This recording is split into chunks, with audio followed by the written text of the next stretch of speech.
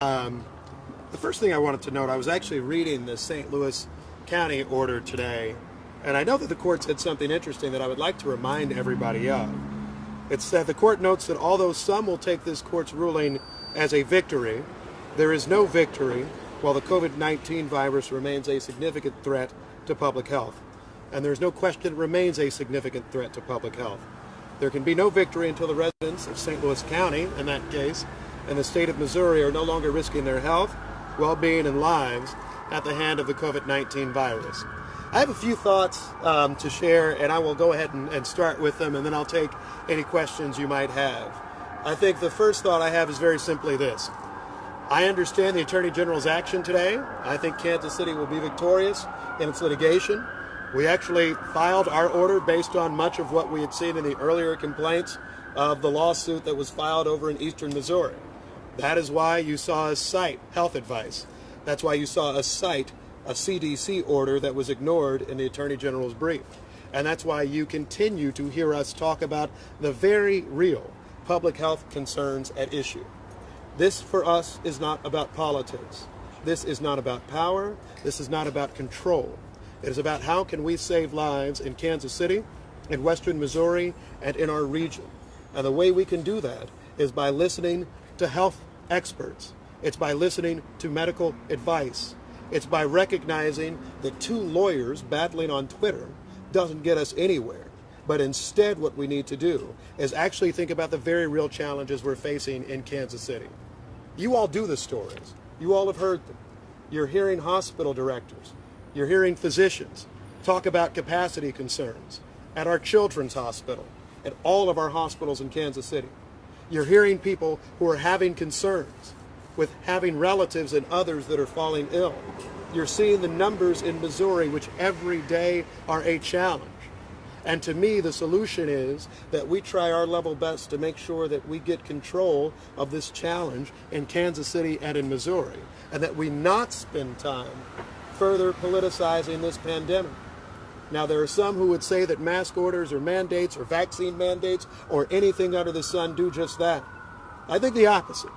There is not a mayor who was sworn into office. There is not a leader who was sworn into office and who says, I want to control your business. I want to restrict how much money we can make in our community. I want to have anything to do with what we've had to do over the last year and a half. But we have faced this challenge. And the question for all of us ultimately will be, in Missouri and in Kansas and in Kansas City, will we meet the moment before us? We have issued up to this point more than 10 orders. The Attorney General has never said anything about our power to issue health orders. He has never said anything about our power in Kansas City to be able to keep the people of Kansas City safe. This is about getting clicks. This is about getting attention. It is not about saving lives. Here in Kansas City government, we will continue to fight hard to do so. I had hoped most of that work would just be through our efforts to get people vaccinated, our efforts to keep people safe with responsible masking, and our efforts to tell people that COVID-19 is serious. Now it will be, in part, work done by our lawyers, unnecessarily. Our lawyers and the state's lawyers doing battle in court, wasting money, wasting energy, and wasting attention on an effort that has nothing to do with how we stay safer. So I'm not going to get personal because there's no reason to.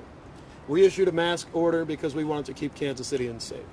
We issued a mask order because we started to hear from business, conventions, and conferences who said that they weren't comfortable coming to Kansas City and Missouri when we had a rising infection rate and we had a low vaccination rate. That's what we are interested in addressing. I'm not interested in red state and blue city battles. I'm interested in safety for Kansas City, and that's why we will fight this lawsuit. I've read all of the counts that the Attorney General filed. There is no doctrine that says that you can just ignore CDC guidance, which I think his complaint does. And I think it's frankly dangerous, and I think count 3 or 4 of the petition, he claims that COVID-19 isn't a serious risk to children. If he actually believes that, I ask every parent in Kansas City, in Missouri, and in Kansas, do you want your kid to file sick with COVID-19? Do you want to just roll the dice because the Attorney General thinks it's a decent idea and cited one blog resource? I don't want that for my son. I don't think there's a parent in Kansas City who wants that for their unvaccinated child. And that's why we're going to make sure that we do all we can to keep our residents safe.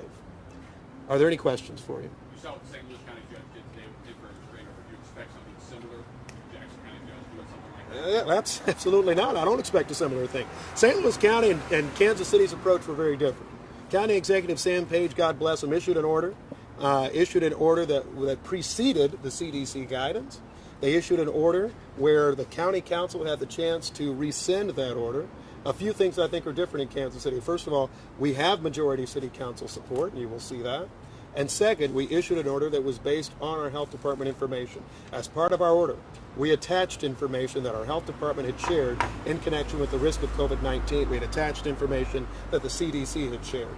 The Attorney General, I guess, is other than just tweeting a picture of Braveheart that shouts freedom, which is the most childish thing that I think I've ever seen in my years in politics.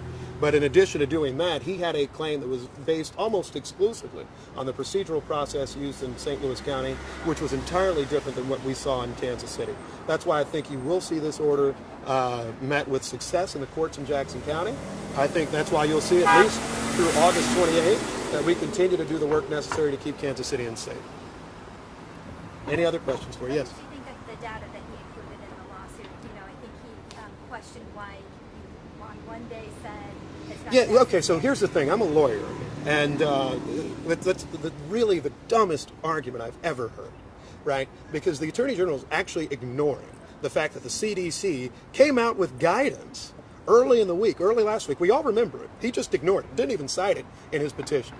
The CDC came out with guidance that said, we are updating our guidance. Every order that Kansas City has issued throughout this pandemic has largely tracked, in whole or in part, CDC guidance. And when we issued our order, we said, in light of CDC guidance, we will reevaluate our own order.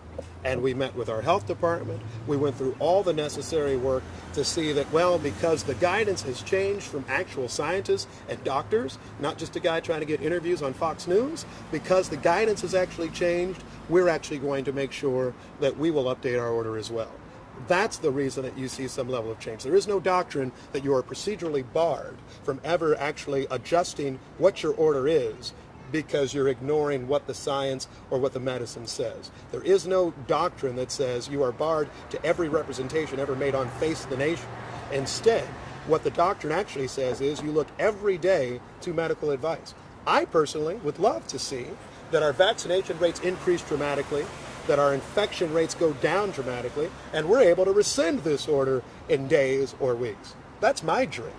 And I don't think that means that we have to even have an order forever. What I think it does mean, however, is that you won't ignore the data at issue. You won't ignore the CDC's clear and unambiguous advice about masking indoors. You won't ignore the clear and unambiguous direction and advice that we've gotten from medical professionals in this region who are working with our COVID-19 crisis each and every day.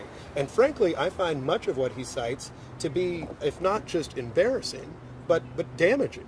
His commentary as it relates to COVID-19 not being much of a threat to kids.